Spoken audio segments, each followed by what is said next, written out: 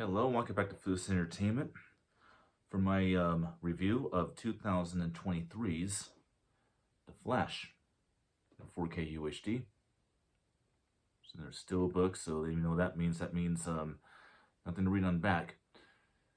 Are we talking about the plot of the film, the rules opinion of the film, my opinion of the film, maybe like little things that kind of pop out to me about the film that, in my opinion, makes this a great movie. And acknowledging the controversies, obviously, associated with this film. All right. Well, of course, get the film in ranking.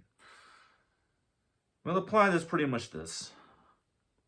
Struggling to liberate his father, he was accused of murdering his mom when he was a kid. Barry Allen, Flash, played by Ezra Miller, discovers that he has the ability to manipulate the space-time continuum by going faster than the speed of light.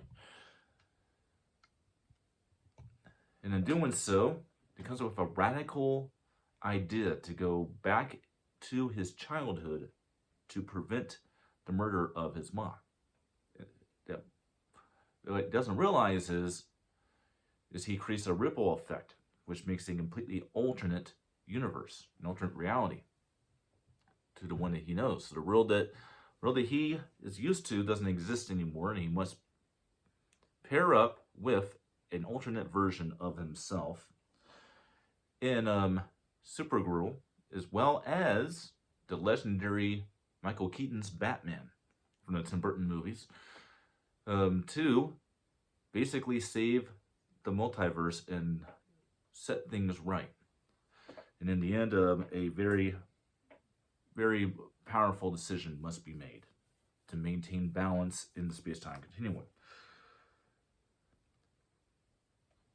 Will the space-time continuum be restored, or will all universes collide on themselves? Watch the movie and find out. Okay, the rules opinion. The world actually liked this movie a lot. Believe it or not, this actually was held by a lot of movie critics like myself that actually get paid to do this type of thing when I don't. And I follow all these people all the time, and they all love this film. There was not really anything negative from a movie critic's point of view to say about this film. However, though, this film was boycotted due to the controversy surrounding the lead actor. Now, there's lots of other controversies about the film, which is why I won't go into that quite yet. Now, let's talk about what I like, what I thought about the film, my opinion.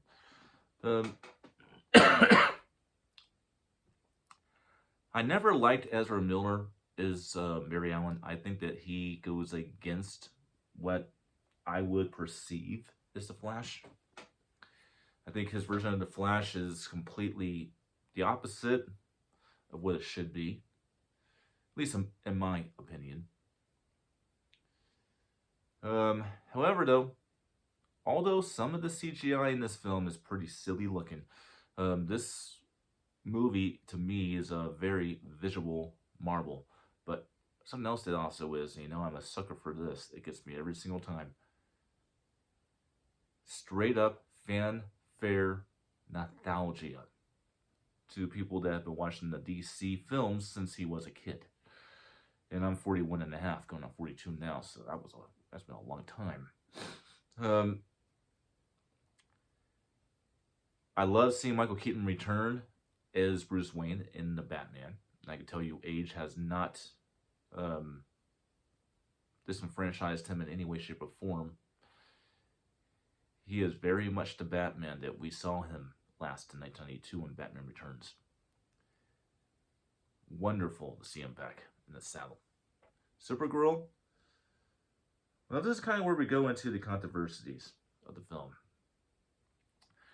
First off, roughly around the time that this film came out was pretty much right after James Gunn basically fired all the actors that were part of the DC universe. Ben Affleck, Henry Cavill, Gilgamesh, Margaret Robbie, all of them, especially Ezra Miller. He was fired after this too. He was fired for real reasons. The guy is a very controversial person in real life. Arrested several times, been accused of some very, very distasteful and disgusting things that I will not talk about on his channel, although his channel is made for adults, but anybody knows. This kind of goes on the same degree of some of the stuff that he was blamed for doing Notherius is the director of the Jeepers Creepers films. Almost as Notherius as that guy. So there's some pretty significant bad things about Ezra Miller, and that kind of did affect a little bit of why it took so long for this movie to come out. It's also because of massive amounts of reshoots. But this came out quite literally after everybody had been pretty much fired. And so it really is the reason why Supergirl's in this film. It's because for some odd reason, the one that got the most disrespect from James Gunn when he took over to DC, with the remainder of the films that need to be released, which included this one and the ones after it. We'll be reviewing 2 of them tonight, I might add, or early morning, wherever you are. And that is Henry Cavill. For some odd reason, James Gunn just despises Henry Cavill. And that was the main reason, a lot of the main reason why it took so long for this film to come out. And why it went through massive reshoots is because James Gunn hates Henry Cavill for some odd reason. And so they cut out all of the scenes with Henry Cavill out of this movie and replaced them with Supergirl. See, it was supposed to be Tim Burton's version of Batman, who's portrayed by Michael Keaton, alternate Barry Allen, in the main Barry Allen, and Henry Cavill's Superman. They were supposed to take on General Zod in this multiverse. It didn't happen because James Gunn hates Henry Cavill for some odd reason. He demanded that the film get completely, almost entirely reshot. Well, not entirely, but you get the idea. All the stuff after he alters the space-time continuum had to be reshot for that reason. And that right there is a big part of the problem.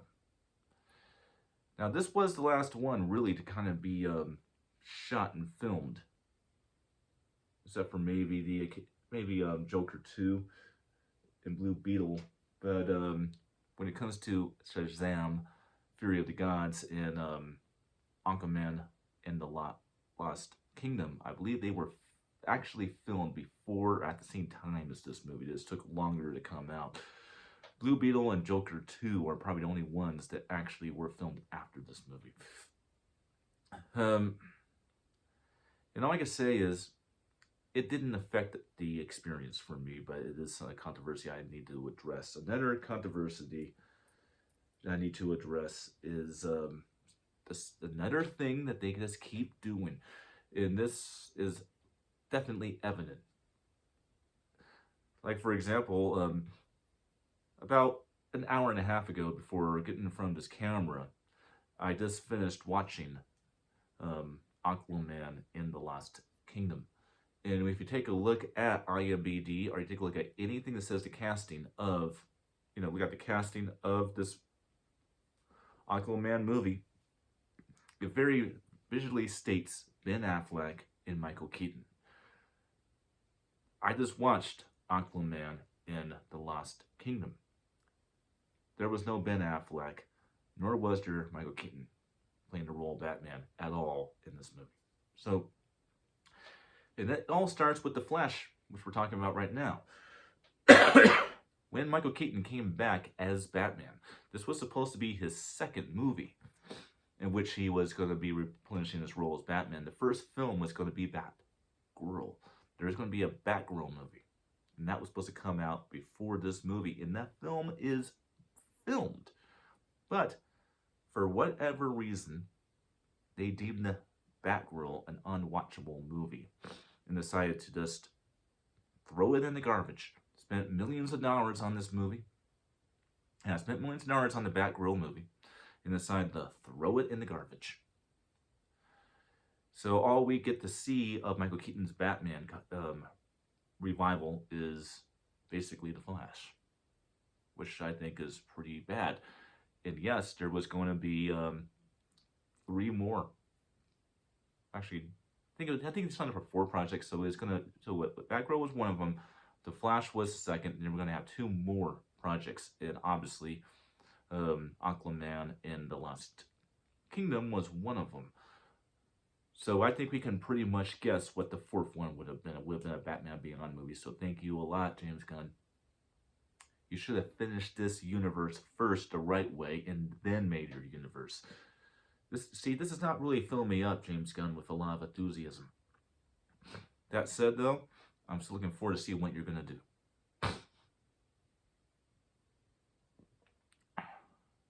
And, of course, the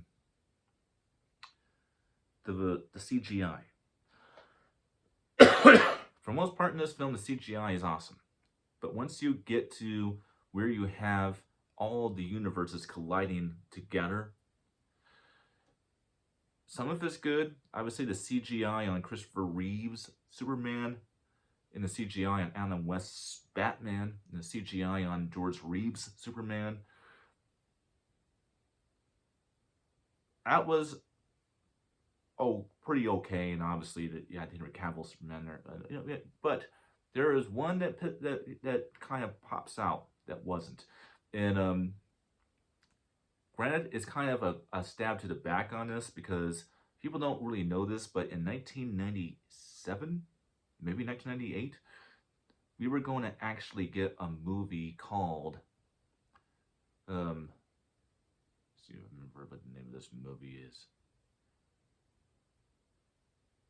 It might have, I forget the name of the movie, but you guys all know the name of the movie. Anybody who follows the DC universe. Nicolas Cage was actually already in pre-production and about to film. He might even filmed a couple of scenes in a Tim Burton Superman movie. And basically, it didn't happen. And they actually made a CGI and a very, very, very bad, very, very silly, really awful CGI effect of him fighting some sort of elemental spider or something. I'm not sure which villain it is. I know he was supposed to fight Brainiac in his Superman movie, but that, like I said, it never happened. They teased what could have happened, but they did it in such a disgraceful way by having the CGI look so bad when it comes to the Nicolas Cage version of Superman in the movie that it throws people off. It throws people out of the film. And when you hear about the bad CGI about The Flash, that's really what they're talking about, is that. Some of that stuff. But at the end of the day, I really enjoyed this movie. I know a lot of people think this movie is nah. Me, I love this movie.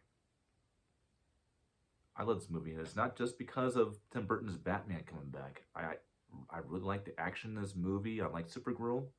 Granted, I really would have loved to have seen Henry Cavill being our Superman in the movie, but Supergirl was quite awesome and quite well portrayed.